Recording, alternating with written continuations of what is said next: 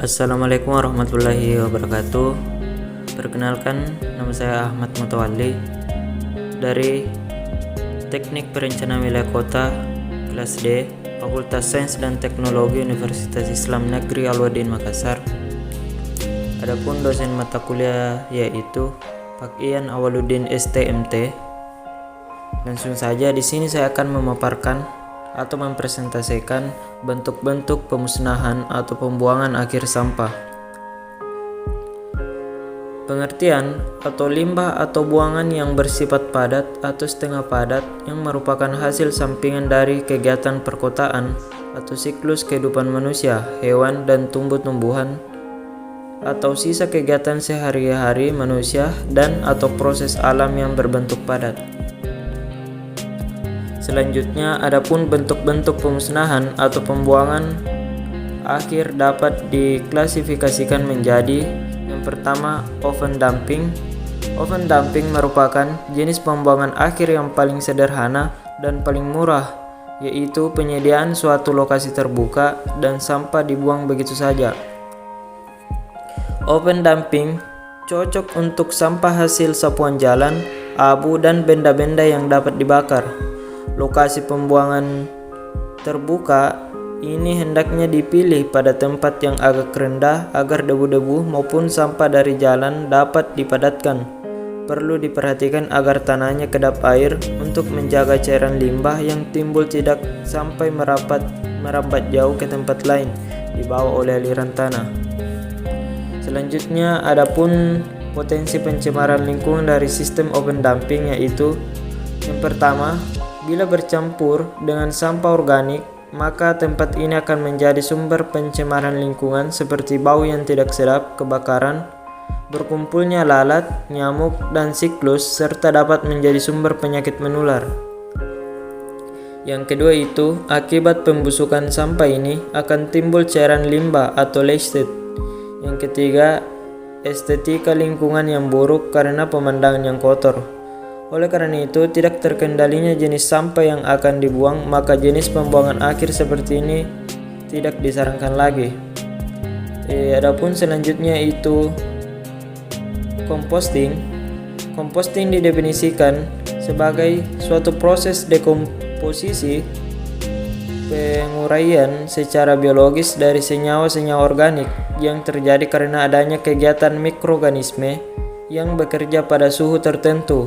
Composting dapat pula diartikan sebagai salah satu metode pengolahan sampah organik menjadi material baru seperti humus yang relatif stabil dan lazim disebut kompos. Composting dengan bahan baku sampah domestik merupakan teknologi yang ramah lingkungan, sederhana, dan menghasilkan produk akhir yang sangat berguna bagi kesuburan tanah atau tanah penutup bagi landfill. Proses pengomposan mereduksi volume timbunan sampai 75%. Selanjutnya, adapun mikroorganisme yang berperan dalam proses pengomposan. Yang pertama itu bakteria, yang kedua itu actinomyces, yang ketiga fungsi.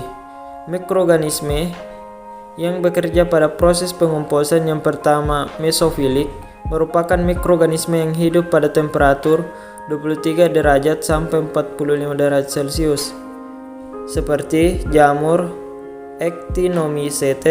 Actinomycetes, cacing tanah, cacing kremi, keong kecil, semut, kumbang tanah. Yang kedua, thermofilik, merupakan mikroorganisme yang hidup pada temperatur 45 derajat sampai 65 derajat Celcius, seperti cacing pita, protozoa, rotifera, dan kutu jamur. Yang selanjutnya adapun sanitary landfill dan controlled landfill. Sanitary landfill atau perguruan berlapis bersih, yang dimana sarana perguruan sampah ke lingkungan yang disiapkan dan dioperasikan secara sistematik dengan penyebaran dan pemadatan sampah pada area pengurugan serta penutupan sampah setiap hari. Controlled landfill, pengurugan berlapis terkendali.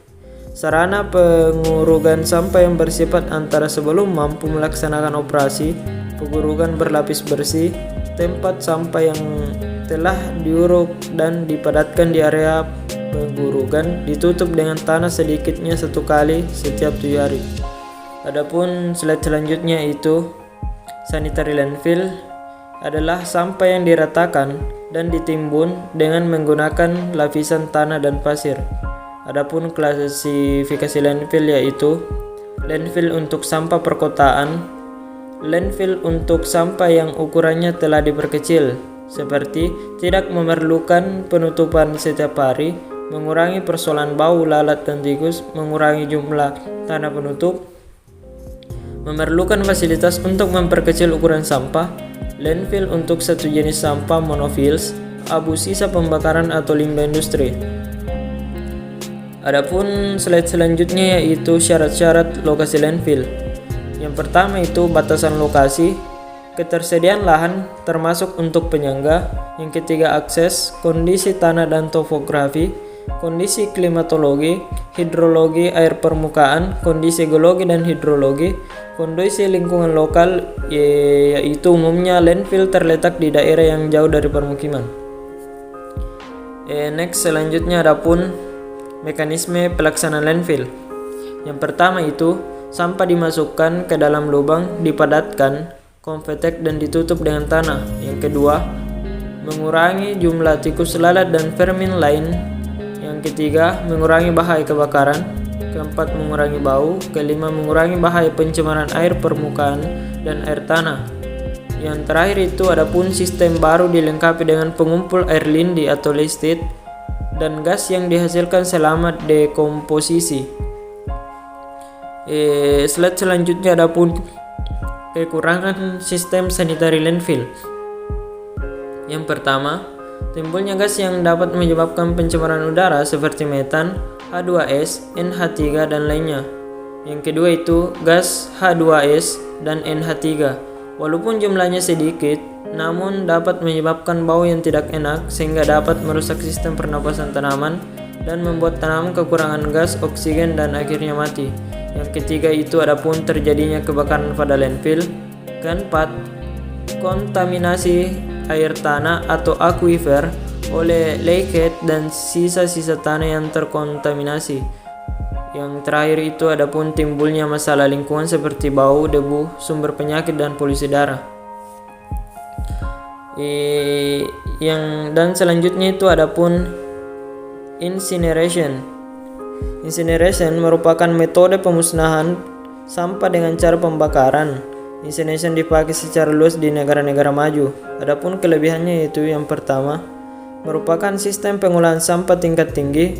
Sistem ini dapat mengolah berbagai jenis sampah. Yang ketiga, polutan organik dapat dimusnahkan dengan teratur dan polutan inorganik terkonsentrasi di bagian residu. Yang terakhir, adapun panas yang ditimbulkan dapat digunakan untuk menghasilkan energi.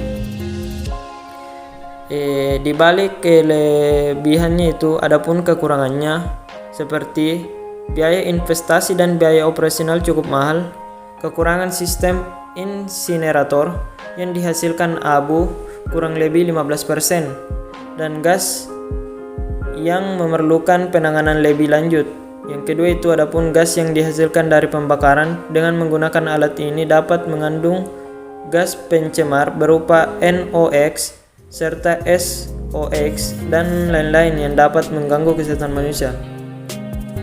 Yang ketiga itu adapun dapat menimbulkan air kotor saat proses pendingin gas maupun proses pembersih insinerator dari abu maupun terak.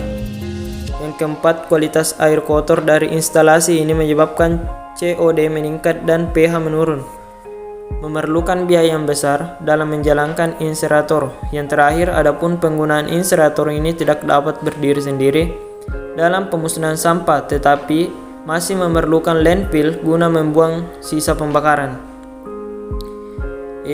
Selanjutnya itu adapun recycling.